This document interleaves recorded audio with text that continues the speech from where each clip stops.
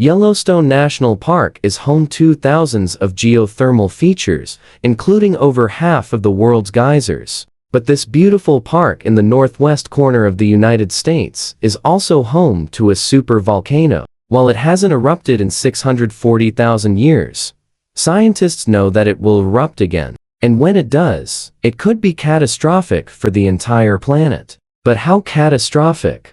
Are we prepared for a Yellowstone eruption? Let's find out. The Yellowstone supervolcano isn't just one volcano. In fact, there are 3 separate calderas or collapsed volcanic craters in the area. The 3 calderas, which stretch roughly 43 by 28 miles, formed over hundreds of thousands of years, with the first eruption occurring about 2.1 million years ago.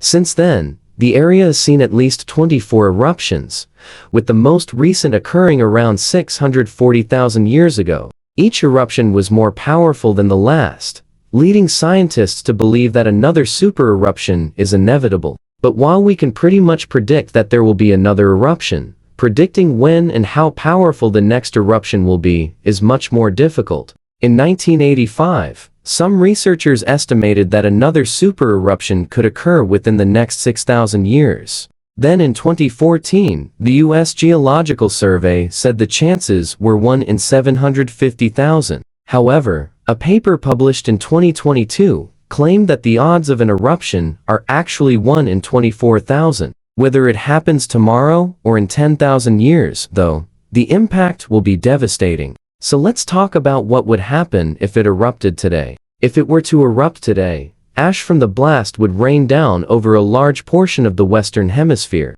According to a study done by the USGS, Montana, Idaho and Wyoming would get hit hardest, with up to 10 inches of ash falling in some areas. Parts of Utah, Nevada, New Mexico, Colorado and Arizona would see between 3 to 7 inches of ash, while California, Oregon and Washington would see less than an inch. Even Hawaii would receive some ash, though it would likely wash away quickly. But don't think you'd be safe on the East Coast, either, because ash would likely travel as far east as Pennsylvania, Ohio, and New York. In fact, ash from the initial blast would circle the globe multiple times before settling back down over the Pacific Ocean. This wouldn't be the only major environmental change caused by the eruption. Pyroclastic flows would race down the slopes of the volcano at a speed of over 100 miles per hour. These hot, fast-moving mixtures of gas and volcanic matter could reach areas as far away as West Yellowstone and could cause extensive damage along the way. Lava would also flow from the volcano, but lava flows from a Yellowstone eruption wouldn't travel very far. This is due to the high silica content in the magma, which makes it more viscous, resulting in a slower-moving lava that wouldn't travel more than a few miles. Still, these lava flows would bury everything in their path. But perhaps the most dangerous part of the eruption would be the earthquakes. Eruptions of this size typically produce earthquakes between 5 and 7 on the Richter scale. The larger the eruption, the more powerful the quakes. A study found that an earthquake of magnitude 7.2 or higher would shake the entire region, with the strongest ground motions felt in southwestern Montana and northern Wyoming. The good news is that no major cities are located in the immediate vicinity of Yellowstone National Park. The nearest large city is Billings, Montana, which sits about 50 miles from the park's northern border and has a population of around 150,000 people. Still, this doesn't mean that evacuations wouldn't be necessary. In fact, evacuations would likely be necessary for everyone living anywhere near the park, which means thousands of people would have to leave their homes immediately. It's unclear how far the evacuation zone would extend, but it's safe to say that anyone living within 100 miles of the park would have to go. This includes several small towns and villages, as well as parts of the cities of Bozeman, Butte, and Missoula, Montana. Fortunately, there are several highways and interstates that lead away from the park, so it shouldn't take too long for most people to get out. And once they're a safe distance away, they'll have time to watch the show of a lifetime. As the massive plume of ash and smoke rises into the air, it'll become visible from hundreds of miles away. According to the Smithsonian Institution's Global Volcanism Program, ash from the eruption would rise 20 miles into the atmosphere. And since it's happening in such a remote location, it'll have ample room to spread out. This would make the cloud visible from Portland, Seattle, and even Vancouver, British Columbia. Those lucky enough to witness the eruption from the ground would see a massive explosion of ash and debris. The initial blast alone would produce a sound louder than a jet engine. Then the actual eruption would begin. As the magma chamber gets emptied, the ground would collapse into the void, creating a caldera. Pyroclastic flows would race down the mountainside, incinerating everything in their path. And rivers of molten lava would bury anything left standing. The eruption would be visible from hundreds of miles away, even during the day,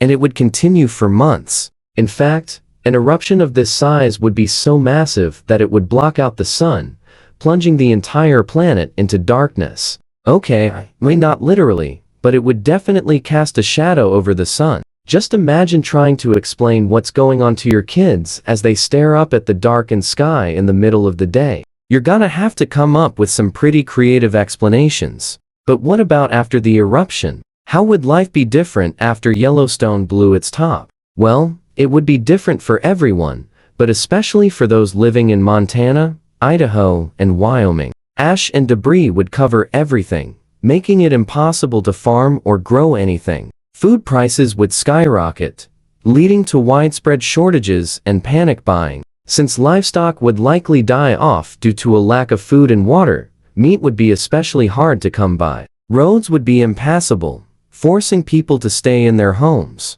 Schools would be closed, forcing parents to become teachers. No, seriously, schools would be closed for weeks or even months while buildings were cleaned and made safe to enter. Businesses would be forced to close, leading to widespread unemployment and financial ruin. Healthcare facilities would be overwhelmed as people sought treatment for ash-related illnesses like asthma and bronchitis. Hospitals would struggle to get supplies and equipment as the country grappled with the fallout from the eruption. Some people would try to flee the area, but they'd have trouble getting out due to road closures and gridlock. Many would perish during the chaos, bringing the death toll to the tens of thousands. But what about the rest of the country and the world? Well, they wouldn't get off scot-free either. The ash cloud hanging over the US would trigger a nuclear winter, dropping temperatures by 2 to 3 degrees Celsius below normal for up to 2 years. Crops would fail, leading to widespread famine and unrest.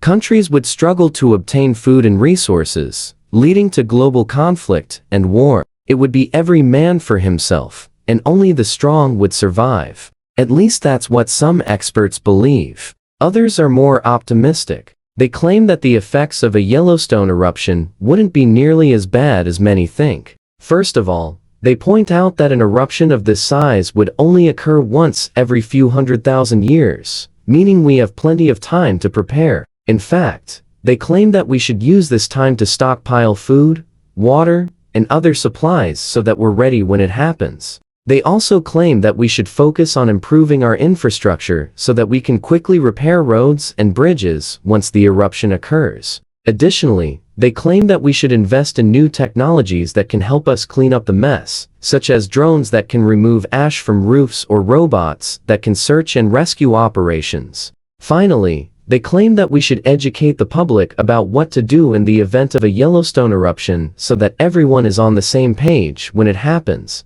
So what do you think? Do you think a Yellowstone eruption would be catastrophic for the entire planet, or do you think it would only affect the immediate area? Let us know your thoughts in the comments below. If you enjoyed this video, be sure to check out our other videos about the Yellowstone supervolcano. We have videos on what would happen if it erupted while you're sleeping, what would happen if it erupted underwater, and more. Thanks for watching. See you next time.